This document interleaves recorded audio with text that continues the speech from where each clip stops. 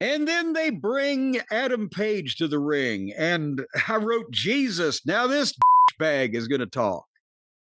And he's mad that MJF jumped him in the parking lot last week. It could have been worse. He could have burned your house down. And then he called MJF out, but he knew that he wouldn't come out because he's a coward. And then he did another one of his fake tough guy promos. And when he was done, then they played MJF's music, and MJF didn't come out. And then the music stopped. But then Tony Schiavone at ringside, he goes, wait a minute. He's listening to his headset. Well, there's a message. MJF has got a cameraman in the back, and he's got a message for you. And if you leave the ring before he finishes his message, something bad will happen. Yeah, we'll have to watch the rest of this segment. You know the best thing about this segment, Brian? Did you notice the best thing about the segment? No. Was the fine Cornette's Collectibles customer that was standing behind Tony Schiavone with the I'm a Jim Cornette guy t-shirt on. And he didn't move. He didn't move a muscle, and they couldn't apparently figure out a way to shoot Tony any other way. But then MJF comes up on the screen, and remember I've said it before, you can never praise anybody, Brian, or recognize anybody's talent, or say that they might have something special that they don't eventually do something to disappoint you and just make you think, why the fuck did I ever goddamn say anything good about this? If he was forced to do this, I apologize. If he did it on purpose, he's not as smart as I thought he was. But MJF is there with Ricochet and two job guys, whatever their fucking names are. And they had kidnapped Mark Briscoe and tied him to a chair and gagged him. Now, this is about the third or fourth person in the course of the run of this program that has been kidnapped and tied up, taken away, and held for ransom, tied to a chair and gagged, right? So it's not even groundbreaking there. But now MJF cuts the promo and says, well, you got to stand there and listen to me. And if you don't do the three things I want you to do, then he takes a gas can and pours gasoline over the top of Mark Briscoe, who apparently has been put in a medically induced coma because he's not even selling. He's unconscious. If he was unconscious that long, chances are he would have fucking flatlined without some goddamn defibrillator. He pours gas over Mark Briscoe's head and says, I'm going to set him on fire, and he's got the lighter. I'm going to set him on fire unless you agree that our match on Sunday, the title can change hands on disqualification or count out, and I don't have to use my contract to get the title match. Now you're just giving it to me anyway.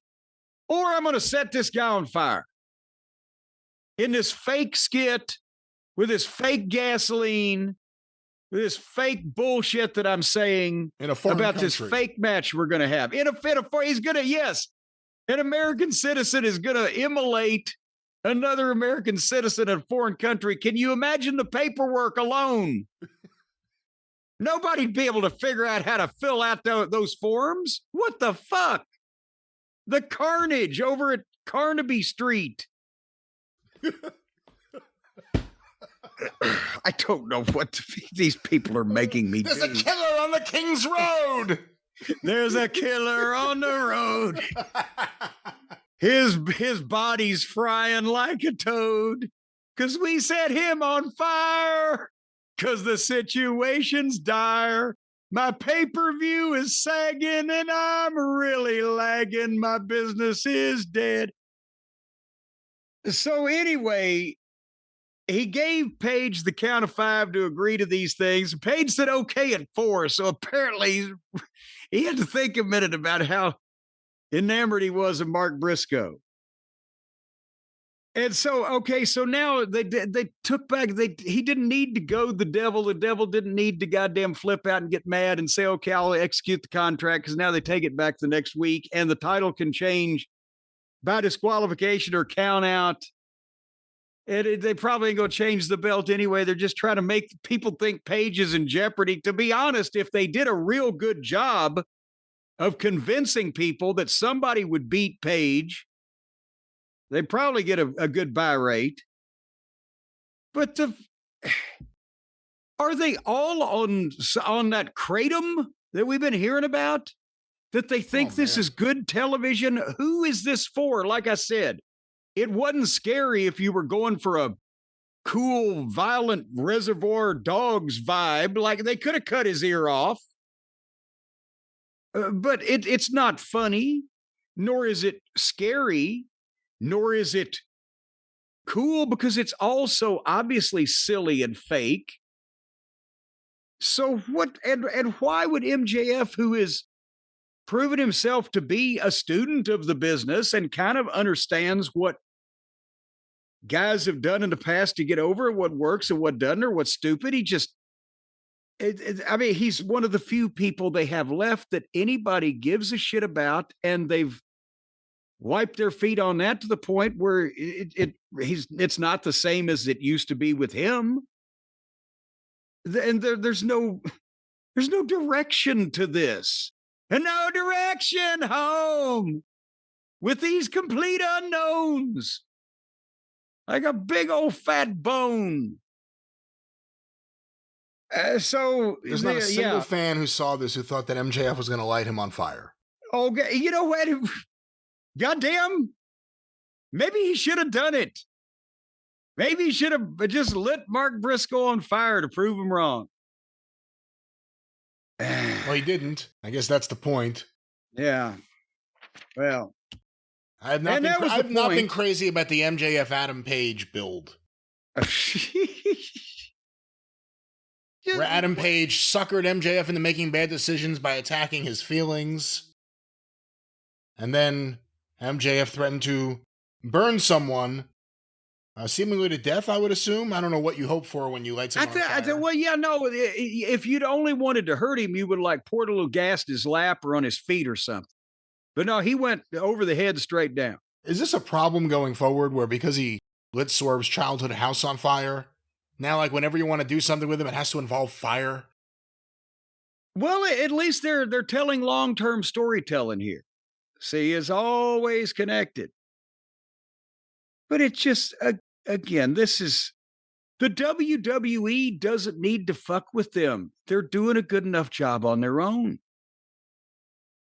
Why would you, again, I ask, what audience is this silly, stupid, fake shit for? Just to laugh at them?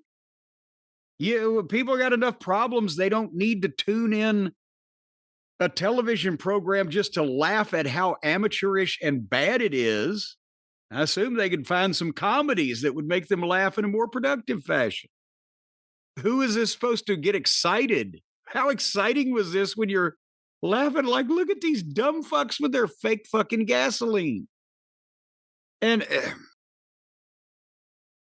they're in a war it's hopeless. They can't possibly win it, but they refuse to even put up a good fight and just be serious. It's just, we're going to take this fucking guy for his money and just do the shit that we like to do that's fun. And look at this. How about if we set him on fire? Act like we're going to. What about a baseball bat with spikes in it? That'd be fucking hilarious.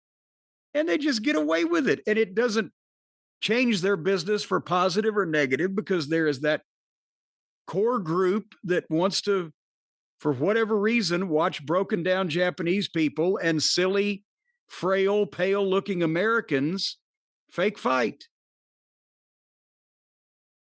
There you have it. By the way, there's about another half an hour left in the show, but I really don't know what they might have done that would top threatening to fucking set the guy on fire. So I bowed out at this point. I'd about had enough. I figured I got the flavor of the thing. Did I miss anything? Well, we'll discuss that, I guess, with the ratings momentarily, but they had a big women's match. So I didn't miss anything. Which more than likely we weren't going to watch or evaluate, so I don't know if you missed much, but that was AEW Dynamite. Jim, let's get to the ratings. Well, hold on here a second. But now we've told people what there's no use in watching or paying attention to because it's all silly and fake and stupid. What can they do with their extra time this week? Might they even be able to listen to a program on the Arcadian Vanguard Network? Well, thank you very much. That's the most professional setup for a plug I think we've ever had here on the show, and I appreciate it. So tell them what fucking programs you got going on that louse-ridden network. It's not louse-ridden. Get the fuck out of here. We got great fucking shows on the fucking network, Arcadian Vanguard. Get information about all the shows on Twitter at Superpodcast or on Facebook, facebook.com/Arcadian Vanguard. Of course, each and every day, get your wrestling news for free. The wrestling news and the morning wrestling newscast. Get it directly from thewrestlingnews.com or look for Arcadian Vanguard's The Wrestling News wherever you find your favorite podcast. No clickbait, no paywall, just The Wrestling News. Want to make what streaming service do you have to subscribe to get these programs? Free wherever you get free podcast. It works like that. Pay for nothing. Get it for free.